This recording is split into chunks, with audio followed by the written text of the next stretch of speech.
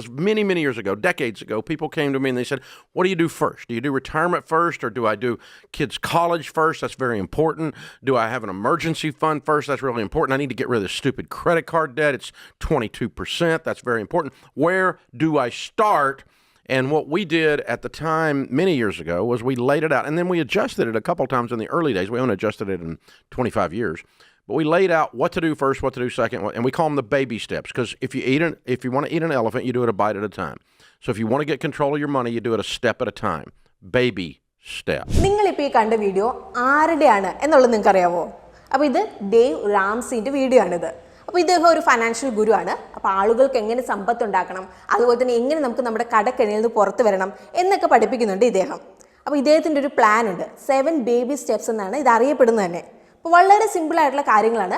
അതുപോലെ തന്നെ എങ്ങനെ നമുക്ക് നമ്മുടെ പണം വളർത്തണം, നമ്മുടെ ഫൈനാൻഷ്യൽ ഗോൾ എങ്ങനെ നമുക്ക് നേടിയെടുക്കണം, ഇതിനെക്കുറിച്ചൊക്കെയാണ് ഇതിൽ പറയുന്നത്.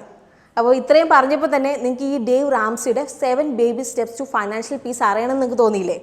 അങ്ങനെയെങ്കിൽ ഇന്നത്തെ വീഡിയോ നിങ്ങൾ ഫുള്ളായിട്ട് തന്നെ കാണുക. അപ്പം ഇത് വളരെ പോപ്പുലർ, അതുപോലെ തന്നെ തെളിയിക്കപ്പെട്ട മെത്തേഡ്സ് ആണ്. അതായത് എങ്ങനെ നമുക്ക് നമ്മുടെ കടക്കെണിയിൽ നിന്ന് പുറത്ത് വരണമെന്നും അതുപോലെ തന്നെ എങ്ങനെ ഈ ഒരു ഫൈനാൻഷ്യൽ പീസ് നേടിയെടുക്കണം എന്നൊക്കെയാണ് ഇതിൽ പറയുന്നത്. സോ നമുക്ക് ഒട്ടും ലേറ്റ് ആക്കണ്ട, നമുക്ക് വീഡിയോയിലേക്ക് പോകാം. So let's begin today's video.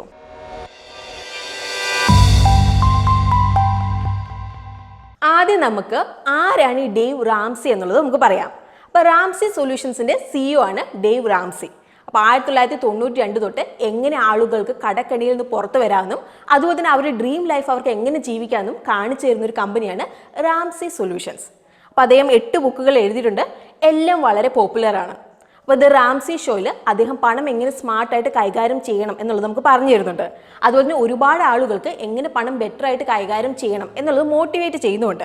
അപ്പോൾ 7 ബേബി സ്റ്റെപ്സ് കൊണ്ടുവന്ന വ്യക്തിയാണ് ഇദ്ദേഹം. അപ്പോൾ വളരെ ഈസി, അതുപോലെ തന്നെ റിയലിസ്റ്റിക് മെത്തേഡിൽ എങ്ങനെ നമുക്ക് ഫൈനാൻഷ്യലി ഫ്രീ ആവാം എന്നതാണ് ഇത് കാണിക്കുന്നത്. ഇപ്പം ഡേവ് റാംസി ആരാന്നുള്ളത് നിങ്ങൾക്ക് മനസ്സിലായില്ലേ? അത് മതി. ഇനി നമുക്ക് 7 ബേബി സ്റ്റെപ്സ് ടു ഫൈനാൻഷ്യൽ പീസിനെ കുറിച്ച് നമുക്ക് സംസാരിക്കാം. One is you save $1,000 quickly. Little starter emergency fund. Once you've done that, and some of you just have that money, you just name it that just now. You already did baby step 1. You just reset that money in your mind over to the side. That's baby step 1. അപ്പോൾ നമുക്ക് ആദ്യത്തെ step നമുക്ക് സംസാരിക്കാം. അപ്പോൾ 1 ലക്ഷം രൂപയുടെ emergency fund നിങ്ങൾ തുടങ്ങുക. അപ്പോൾ ഫസ്റ്റ് സ്റ്റെപ്പിൽ ഡേവ് സജസ്റ്റ് ചെയ്യുന്ന $1000 സേവ് ചെയ്യാണ്. അപ്പോൾ അതെന്ന് പറഞ്ഞാൽ ഇന്ത്യൻ റുപ്പീസ് നമ്മൾ പറഞ്ഞാൽ 80,000 മുതൽ 1 ലക്ഷം രൂപയുടെ അടുത്ത് വരും. നമുക്ക് 1 ലക്ഷം രൂപ നമുക്ക് എടുക്കാം. സോ ആദ്യം പറയുന്നത് നിങ്ങളൊരു എമർജൻസി ഫണ്ടായിട്ട് 1 ലക്ഷം രൂപ നിങ്ങൾ സേവ് ചെയ്യുക എത്രയും പെട്ടെന്ന്.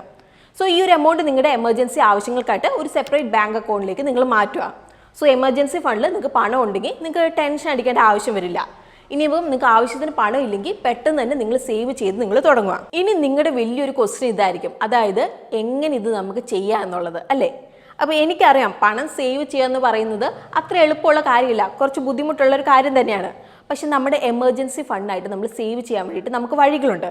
നിങ്ങളിപ്പം ചിലവാക്കുന്ന പണമൊക്കെ നിങ്ങൾ കുറയ്ക്കാനായിട്ട് നിങ്ങളൊന്ന് ട്രൈ ചെയ്യുക. ലൈക്ക് ഇപ്പം പുറത്തുനിന്ന് ഫുഡ് കഴിക്കുന്നത്, ഡ്രസ്സ് എടുക്കുന്നത്, എന്തെങ്കിലും സബ്സ്ക്രിപ്ഷൻ അതുപോലെ എൻ്റർടൈൻമെൻറ്റായിട്ടൊക്കെ ചിലവാക്കുന്നതൊക്കെ നിങ്ങൾ കുറയ്ക്കാനായിട്ട് നിങ്ങൾ ട്രൈ ചെയ്യുക.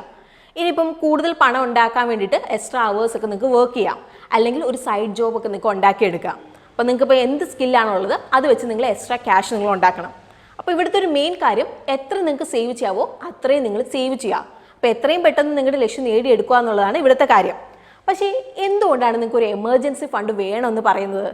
ഇപ്പോൾ നിങ്ങൾക്കൊരു എമർജൻസി സിറ്റുവേഷൻ വരുന്ന സമയത്ത് ഒരു എക്സ്ട്രാ ക്യാഷോ ഫണ്ടോ ഒന്നും നിങ്ങളുടെ കയ്യിലില്ലെന്ന് വിചാരിക്കുക. അപ്പോൾ പെട്ടെന്ന് നിങ്ങളുടെ ഇപ്പോൾ ഹെൽത്തിന് ഇപ്പോൾ എന്തെങ്കിലും ഒരു പ്രോബ്ലം വന്നു, അല്ലെങ്കിൽ ഇപ്പം നിങ്ങളുടെ വീടിന് ഒരു റിപ്പയർ വന്നു, അല്ലെങ്കിൽ ഇപ്പോൾ കാറിന് എന്തെങ്കിലും ഒരു പ്രോബ്ലം വന്നാൽ എന്ത് ചെയ്യും? അപ്പോൾ മർഫീസ് ലോയിൽ പറയുന്നത് ഇങ്ങനെയാണ്, if something can go wrong it can go wrong. അപ്പോൾ ഇങ്ങനൊരു സിറ്റുവേഷനിൽ നിങ്ങൾക്ക് ഒന്നെങ്കിൽ നിങ്ങൾ കടം വാങ്ങേണ്ടതായിട്ട് വരും, അല്ലെങ്കിൽ നിങ്ങളുടെ ക്രെഡിറ്റ് കാർഡ് നിങ്ങൾ യൂസ് ചെയ്യേണ്ടതായിട്ട് വരും. അപ്പോൾ പിന്നീട് ക്യാഷ് അടച്ചാൽ മതിയല്ലോ, ഇത് വലിയൊരു കാര്യമല്ലല്ലോ എന്നൊക്കെ നിങ്ങൾ ചിന്തിക്കാം. പക്ഷേ ഇതൊരു ട്രാപ്പാണ്. അപ്പോൾ നിങ്ങളിപ്പം ക്രെഡിറ്റ് കാർഡ് യൂസ് ചെയ്തുകൊണ്ടിരിക്കുകയാണ്, അല്ലെങ്കിൽ കടം വാങ്ങിക്കൊണ്ടിരിക്കുകയാണ്, അങ്ങനെയെങ്കിൽ കടത്തിൻ്റെ മേൽ കടമായിക്കൊണ്ടിരിക്കുകയാണ് ചെയ്യുന്നത്. അപ്പോൾ ലോങ് റണ്ണിൽ ഇത് സ്ട്രെസ്ഫുൾ ആയിരിക്കും. അപ്പോൾ അതുകൊണ്ട് തന്നെ ഒരു എമർജൻസി ഫണ്ട് ഉണ്ടാവേണ്ടത് ഇമ്പോർട്ടൻ്റ് ആണ്. ഇനി നമുക്ക് സെക്കൻഡ് ബേബി സ്റ്റെപ്പിലേക്ക് നമുക്ക് പോകാം. അപ്പോൾ സെക്കൻഡ് ബേബി സ്റ്റെപ്പ് മൊത്തം സൈക്കോളജിയാണ്. അപ്പോൾ ഈ ഒരു സ്റ്റെപ്പിലാണ് അദ്ദേഹം magic കാണിച്ചേക്കുന്നത്. Baby step 2 is you pay off all of your debt except your home using the debt snowball. The debt snowball is where you list your debts smallest to largest, pay minimum payments on everything but the little one. You attack the little one with a vengeance. You're not going on vacation. You're in debt. You're broke. You're not going out to eat. You're in debt. You're broke. You work all the time. You're in debt. You're broke. There's a great place to go when you're broke, to work.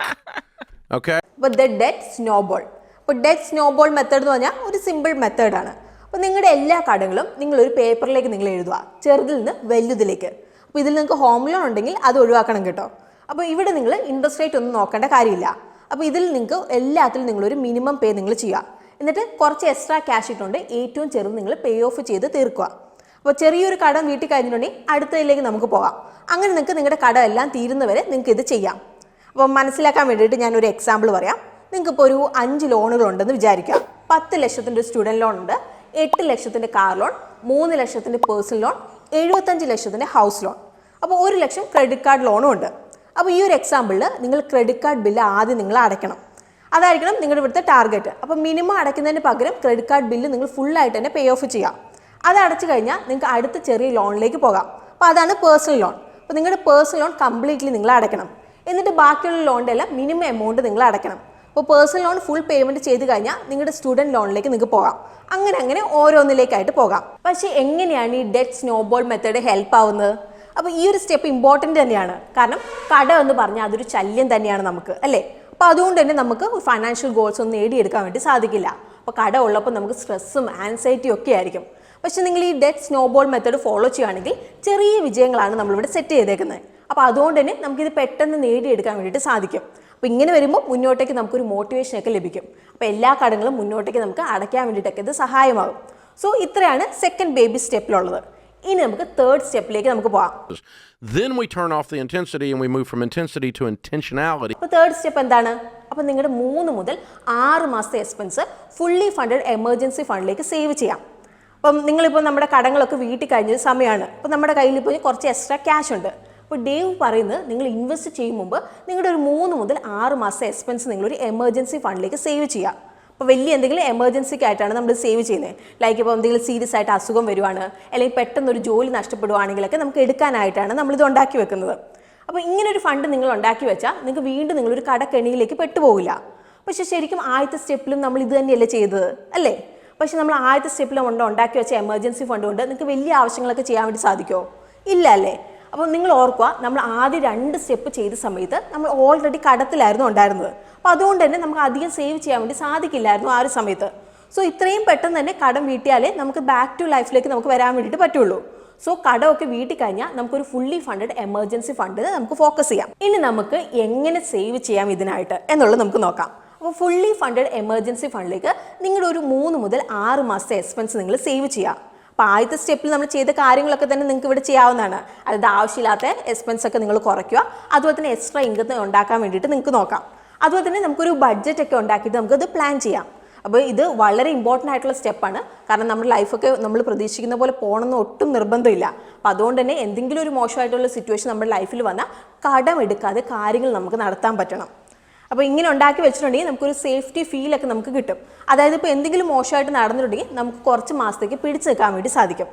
So ഇപ്പോൾ നമ്മൾ കടമെല്ലാം വീട്ടിട്ടുണ്ട്, അതുപോലെ തന്നെ emergency fund ഉണ്ടാക്കി എടുത്തിട്ടുണ്ട്, അല്ലേ? ഇനി നമുക്ക് 4th baby സ്റ്റെപ്പിലേക്ക് പോകാൻ വേണ്ടി നിങ്ങൾ റെഡി അല്ലേ? അപ്പോൾ ഇവിടെയാണ് നിങ്ങളുടെ റിട്ടയർമെൻറ്റിനായിട്ട് നിങ്ങൾ സേവ് ചെയ്യാൻ വേണ്ടി ഫോക്കസ് ചെയ്യേണ്ടത്. 15% of your income going into retirement. That's what's going to make you a Baby Steps millionaire in about 12 years following this. അപ്പോൾ നിങ്ങളുടെ പ്രായം ഏതും ആയിക്കോട്ടെ, അതിവിടെ വിഷയമായിട്ടുള്ള കാര്യമല്ല. എന്താണ് 4th സ്റ്റെപ്പ്? അപ്പോൾ ഇവിടെ നിങ്ങൾ നിങ്ങളുടെ ഹൗസ് ഹോൾഡ് ഇൻകത്തിൻ്റെ കുറഞ്ഞ 15% നിങ്ങൾ സേവ് ചെയ്യണം. അപ്പോൾ ഹൗസ് ഹോൾഡ് ഇൻകം എന്ന് പറഞ്ഞാൽ എന്താണ്? നിങ്ങളുടെ ടോട്ടൽ ഇൻകം, അതായത് നിങ്ങളുടെയും നിങ്ങളുടെ പാർട്ട്ണറിൻ്റെയും ടോട്ടൽ ഇൻകം, അല്ലെങ്കിൽ എന്തെങ്കിലും അസറ്റിൽ നിന്ന് നിങ്ങൾക്ക് വരുമാനം ഉണ്ടെങ്കിൽ അത്, റിയൽ എസ്റ്റേറ്റ് ഒക്കെ ഉണ്ടെങ്കിൽ എല്ലാം കൂടി കൂട്ടിയിട്ടുള്ള ഇൻകം ആണ്. സോ കുറഞ്ഞത് 15% നിങ്ങൾ റിട്ടയർമെൻറ്റിനായിട്ട് നിങ്ങൾ സേവ് ചെയ്യാം. പക്ഷേ ഇവിടുത്തെ ക്വസ്റ്റ്യൻ ഇതാണ്, ഇത് നമുക്ക് എവിടെ നമുക്ക് ഇൻവെസ്റ്റ് ചെയ്യാം? അപ്പോൾ എവിടെ ഇൻവെസ്റ്റ് ചെയ്യണം എന്നുള്ള ചോദ്യത്തിന് ഉത്തരം നിങ്ങൾക്ക് കിട്ടണമെങ്കിൽ നിങ്ങൾ എത്രത്തോളം റിസ്ക് നിങ്ങൾ ഹാൻഡിൽ ചെയ്യാൻ വേണ്ടി റെഡിയാണ്, അതനുസരിച്ചിട്ടിരിക്കും. അപ്പോൾ ഹൈ റിസ്ക് എടുക്കാൻ റെഡിയാണെങ്കിൽ നിങ്ങൾക്ക് stocks, mutual fund, real estate, കമ്മോഡിറ്റീസിലേക്കൊക്കെ നിങ്ങൾക്ക് ഇൻവെസ്റ്റ് ചെയ്യാം. അധികം റിസ്ക് എടുക്കാൻ നിങ്ങൾക്ക് പറ്റില്ലെങ്കിൽ ബോൺസ് അല്ലെങ്കിൽ ഗവൺമെൻറ് സെക്യൂരിറ്റി, FD, EPFിലേക്കൊക്കെ നിങ്ങൾക്ക് ഇൻവെസ്റ്റ് ചെയ്യാം. നിങ്ങളിപ്പോൾ ആലോചിക്കുന്നുണ്ടാവും എന്തിനാണ് നമ്മൾ റിട്ടയർമെൻറ്റിനായിട്ട് ഇൻവെസ്റ്റ് ചെയ്യുന്നതെന്ന്, അല്ലേ? അതായത് നമ്മൾ ഭാവിയിലേക്കായിട്ടൊന്ന് പ്രിപ്പയർഡ് ആയിട്ട് ഇരിക്കാൻ വേണ്ടിയിട്ട് നമ്മളെ സഹായിക്കും. അതായത് ഭാവിയിൽ നിങ്ങൾ ഇൻകം ഏൺ ചെയ്യാതിരിക്കുന്ന ഒരു ടൈമിൽ നിങ്ങൾക്കൊന്ന് പ്രിപ്പയർഡ് ആയിട്ട് ഇരിക്കാൻ വേണ്ടിയിട്ട് ഇത് സഹായിക്കും. അതായത് നിങ്ങളിപ്പോൾ ജോലി ചെയ്യാത്തപ്പോൾ നിങ്ങൾക്ക് ആവശ്യത്തിനുള്ളൊരു പണം അല്ലെങ്കിൽ ഒരു സ്ഥിര വരുമാനം നേടിയെടുക്കാൻ വേണ്ടിയിട്ട് വലിയൊരു കോർപ്പസ് നിങ്ങൾ ഉണ്ടാക്കിയെടുക്കുന്നതാണിത്.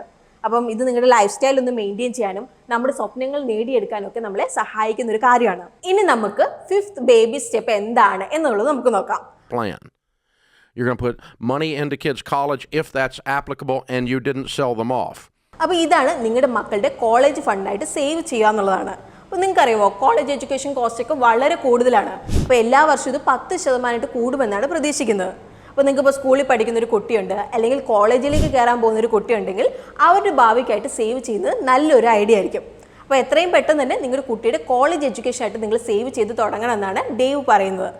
ഇപ്പം ഇപ്പോഴേ നിങ്ങളത് ചെയ്തു തുടങ്ങുകയാണെങ്കിൽ കുട്ടി ഇപ്പോൾ കോളേജിലേക്കൊക്കെ എത്തുമ്പോഴേക്കും അവരുടെ കയ്യിൽ ആവശ്യത്തിനൊരു പണം ഉണ്ടാവും.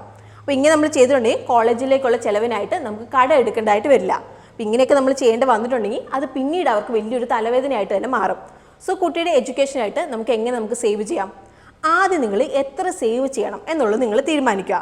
അപ്പോൾ നിങ്ങളുടെ കുട്ടിക്ക് എഡ്യൂക്കേഷനായിട്ട് എത്ര പണം വേണം എന്നുള്ളത് നിങ്ങൾ കണ്ടുപിടിക്കുക. എന്നിട്ട് എല്ലാ മാസം പണം സേവ് ചെയ്യാൻ വേണ്ടി നിങ്ങൾ പ്ലാൻ ചെയ്യുക. ഇങ്ങനെ നിങ്ങൾ സേവ് ചെയ്ത പണം നിങ്ങൾ ഇൻവെസ്റ്റ് ചെയ്യുകയാണെങ്കിൽ പണം നിങ്ങൾക്ക് പെട്ടെന്ന് വളർത്തിയെടുക്കാം. പക്ഷേ നിങ്ങളുടെ കംഫോർട്ട് ലെവൽ അതുപോലെ തന്നെ ടൈം ഫ്രെയിമിന് സ്യൂട്ട് ആവുന്ന ഒരു പ്ലാൻ നിങ്ങൾ തിരഞ്ഞെടുക്കാൻ വേണ്ടിയിട്ട് ഇവിടെ നിങ്ങൾ ശ്രദ്ധിക്കണം. ഇനി നമുക്ക് 2 സ്റ്റെപ്പും കൂടി ബാക്കിയുണ്ട്. അതിൽ അടുത്ത സ്റ്റെപ്പാണ് ഏറ്റവും വലുത്. ഇനി നിങ്ങൾക്ക് ഒരേ ഒരു കടം മാത്രമേ ഔട്ട്സ്റ്റാൻഡിംഗ് ആയിട്ടുള്ളൂ. അതായത് ഒരു കടം മാത്രമേ അടച്ചു തീർക്കാനായിട്ട് ഇനിയുള്ളൂ. ഏതാണത്? ഹോം ലോൺ ആണല്ലേ. അപ്പോൾ അതും കൂടി കഴിഞ്ഞിട്ടുണ്ടെങ്കിൽ നിങ്ങൾ ഫൈനാൻഷ്യലി ഫ്രീ ആകും. No. Baby step 6 is any other money we can find in the budget we're going to throw at the house, and the average person paying off their house following these baby steps is doing it. അപ്പോൾ house payment ഒന്നും ഇല്ലെങ്കിൽ നിങ്ങളുടെ life എത്ര സുന്ദരമായിരിക്കും എന്ന് നിങ്ങളൊന്ന് ഓർത്ത് നോക്കിയേ. So 6th step അതാണ്, പേ ഓഫ് യുവർ ഹോം ഏർലി. അപ്പോൾ എന്താണ് ഈ ഒരു സ്റ്റെപ്പിൽ പറയുന്നത് എന്നുള്ളത് നമുക്ക് നോക്കാം. അപ്പോൾ ഈ ഒരു സ്റ്റെപ്പിൽ പറയുന്നത് നമ്മുടെ ഹോം ലോൺ നമ്മൾ എത്രയും പെട്ടെന്ന് പേ ഓഫ് ചെയ്യണമെന്നാണ്. അപ്പോൾ എത്രയും പെട്ടെന്ന് അടച്ചു കഴിഞ്ഞിട്ടുണ്ടെങ്കിൽ നമുക്ക് ഇൻട്രസ്റ്റിൽ ഒരുപാട് അടയ്ക്കേണ്ടതായിട്ട് വരില്ല. അപ്പോൾ അത് നമുക്ക് സേവ് ചെയ്യാൻ വേണ്ടിയിട്ട് സാധിക്കും. അപ്പോൾ ഇൻട്രസ്റ്റ്, ടാക്സ്, അതുപോലെ ഫീസൊക്കെ ആയിട്ട് നമ്മൾ അടയ്ക്കുന്ന പണം നമുക്ക് ലാഭിച്ചിട്ടുണ്ടെങ്കിൽ നമുക്ക് ആ ഒരു പണം നമുക്ക് ഇൻവെസ്റ്റ് ചെയ്യാമല്ലോ. പക്ഷേ പെട്ടെന്ന് തന്നെ നമുക്ക് എങ്ങനെ നമ്മുടെ ഹോം ലോൺ അടച്ചു തീർക്കാൻ വേണ്ടി സാധിക്കും? അപ്പോൾ ഒരു പ്രോപ്പർ പ്ലാൻ ഉണ്ടാക്കിയിട്ടുണ്ടെങ്കിൽ നമുക്കിത് അടച്ചു തീർക്കാൻ വേണ്ടിയിട്ട് സാധിക്കും. അതുപോലെ തന്നെ എല്ലാ മാസവും ലോണിലേക്ക് എക്സ്ട്രാ ക്യാഷ് അടയ്ക്കാൻ വേണ്ടി പറ്റുമോ എന്നുള്ളത് നിങ്ങൾ നോക്കുക. അപ്പോൾ മോർഗേജ് പേ ഓഫ് കാൽക്കുലേറ്റർ വെച്ചിട്ട് നിങ്ങൾക്ക് ഇത് നോക്കാവുന്നതാണ്. ഇനി നിങ്ങൾക്ക് അപ്പം എന്തെങ്കിലും ഒരു ബോണസ് ലഭിക്കുകയാണെങ്കിൽ, അല്ലെങ്കിൽ ടാക്സ് റീഫണ്ട് ലഭിക്കുകയാണെങ്കിൽ, അല്ലെങ്കിൽ ഗിഫ്റ്റ് ആയിട്ടൊക്കെ ക്യാഷ് കിട്ടുവാണെങ്കിൽ അത് ലോൺ പെട്ടെന്ന് അടച്ചു തീർക്കാനായിട്ട് നിങ്ങൾക്ക് ഉപയോഗിക്കാം. അപ്പോൾ എല്ലാ വർഷവും 1 month എക്സ്ട്രാ EMI അടയ്ക്കുന്നത് നിങ്ങൾക്ക് തുടങ്ങാൻ സാധിക്കുന്ന ഏറ്റവും സിമ്പിൾ ആയിട്ടുള്ള പ്ലാനാണ്. നിങ്ങളൊന്ന് ഓർത്ത് നോക്കിയേ, നിങ്ങൾക്ക് കടമൊന്നും ഇല്ലെങ്കിൽ നിങ്ങൾക്ക് ഇഷ്ടമുള്ളതുപോലെ നിങ്ങൾക്ക് ചെയ്യത്തില്ലേ? അപ്പോൾ ഇതാണ് ലാസ്റ്റ് സ്റ്റെപ്പിനെ ബെസ്റ്റ് പാർട്ടാക്കുന്നത്. സോ നമുക്ക് ലാസ്റ്റ് ബേബി സ്റ്റെപ്പ് നമുക്ക് നോക്കാം. അപ്പോൾ ലാസ്റ്റ് സ്റ്റെപ്പിൽ നിങ്ങളുടെ ചിലവുകളൊക്കെ കഴിഞ്ഞിട്ട് എത്ര പണമാണ് നിങ്ങളുടെ കയ്യിൽ വരുന്നത് അത് നിങ്ങൾക്ക് ഇൻവെസ്റ്റ് ചെയ്യാം. അപ്പോൾ ഇങ്ങനെയാണെങ്കിൽ നിങ്ങൾക്കായിട്ട് നിങ്ങൾക്കൊരു സമ്പത്ത് ഉണ്ടാക്കിയെടുക്കാൻ വേണ്ടി സാധിക്കും. എന്നിട്ട് നിങ്ങളുടെ സമ്പത്ത് നിങ്ങളുടെ മക്കൾ അല്ലെങ്കിൽ നിങ്ങളുടെ പേരക്കുട്ടികൾക്കൊക്കെ നിങ്ങൾക്ക് കൊടുക്കാം. അപ്പം നിങ്ങളുടെ കുട്ടികൾക്കും അവരുടെ കുട്ടികൾക്ക് ഒരു അനന്തരാവകാശം നൽകുമ്പോൾ നിങ്ങളുടെ മൂല്യം എത്രയാണ് എന്നുള്ളത് നിങ്ങൾ കണ്ടെത്തണം. എന്നിട്ട് നിങ്ങളുടെ സമ്പത്ത് നിങ്ങൾ ഉണ്ടാക്കിയെടുക്കാൻ വേണ്ടിയിട്ട് നിങ്ങൾ നോക്കുക. അപ്പോൾ അത് കൊടുക്കാനുള്ള ഒരു മനസ്സ് നിങ്ങൾക്ക് ഉണ്ടാവണം. സോ ഡേവ് റാംസിൻ്റെ 7 baby steps to financial peace നമ്മളിവിടെ കംപ്ലീറ്റ് ആക്കിയിട്ടുണ്ട്. ഇപ്പം എങ്ങനെ സേവ് ചെയ്യണം, എങ്ങനെ കടം വീട്ടണം, എങ്ങനെ സമ്പത്ത് ഉണ്ടാക്കിയെടുക്കണം എന്നുള്ളത് നിങ്ങൾക്ക് മനസ്സിലായിട്ടില്ലേ? സോ ഇനി നിങ്ങൾക്കൊരു ഫൈനാൻഷ്യൽ ഇൻഡിപെൻഡൻസ് എൻജോയ് ചെയ്യാം. എന്നിട്ട് നിങ്ങളുടെ ലൈഫിലും അതുപോലെ തന്നെ മറ്റുള്ളവരുടെ ലൈഫിലും ഒരു മാറ്റം നിങ്ങൾക്ക് കൊണ്ടുവരാം. പക്ഷെ ഒരു കാര്യം നിങ്ങൾ മനസ്സിലാക്കുക, ഇതൊരു തുടക്കം മാത്രമാണ്. അപ്പോൾ ഇതുകൊണ്ട് ഇവിടെ കൂടെ തീർന്നിട്ടില്ല. അപ്പോൾ ഈ ഒരു സ്റ്റെപ്സിൽ നിങ്ങൾ സ്റ്റിക്ക് ഓൺ ചെയ്യണം. അതിന് വേണ്ടിയിട്ട് നിങ്ങൾ പരിശ്രമിക്കുകയും വേണം. സോ അത്രേ ഉള്ളൂ ഇന്നത്തെ നമ്മുടെ വീഡിയോ. അപ്പോൾ നമ്മൾ ഈ പറഞ്ഞ സ്റ്റെപ്സൊക്കെ നിങ്ങൾ ഫോളോ ചെയ്യുന്ന ഒരാളാണോ, അല്ലെങ്കിൽ ഇതിൽ ഏതെങ്കിലും സ്റ്റെപ്സൊക്കെ ഫോളോ ചെയ്യുന്ന ഒരാളാണോ നിങ്ങൾ? അങ്ങനെയെങ്കിൽ താഴെ നിങ്ങൾക്ക് കമൻസിൽ അത് പറയാവുന്നതാണ്. സോ നമുക്ക് പുതിയൊരു വീഡിയോ ആയിട്ട് നമുക്ക് വീണ്ടും കാണാം. അതുവരെ take care, happy investing and bye from Rincy.